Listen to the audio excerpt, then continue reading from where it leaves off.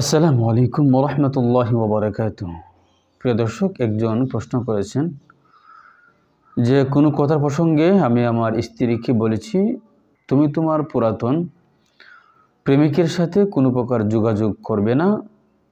যদি যোগাযোগ করো এবং এই শর্ত ভঙ্গ করো তাহলে তুমি তালাক হয়ে যাবে। এখন আমি চাচ্ছি যে আমি আমার সেই শর্তকে ফিরিয়ে নিতে, উড্ড করতে সেই সুযোগ আছে কিনা। প্রিয় দর্শক, অত্যন্ত চমৎকার একটি প্রশ্ন। আসলে ইসলামী আইনে এমন তালাককে বলা হয় তালাকে মুআল্লাক, শর্তযুক্ত করে কোনো তালাক দেওয়া। তো দেখুন, ইসলামে তার অস্তিত্ব রয়েছে। শরিয়া আইনে যদি কোনো ব্যক্তি এমন কোনো শর্ত করে আর সেই শর্ত যদি পাওয়া যায় তাহলে তালাক পতিত হয়ে যায়। এখন যদি আপনি আপনার সেই শর্ত থেকে উড্ড করতে চান তাহলে ইসলামী আইনে সেই সুযোগ আপনাকে আর দিচ্ছে না। যে শর্ত করা হয়ে থাকে সেই শর্ত থেকে আর ফিরে আসার সুযোগ নেই।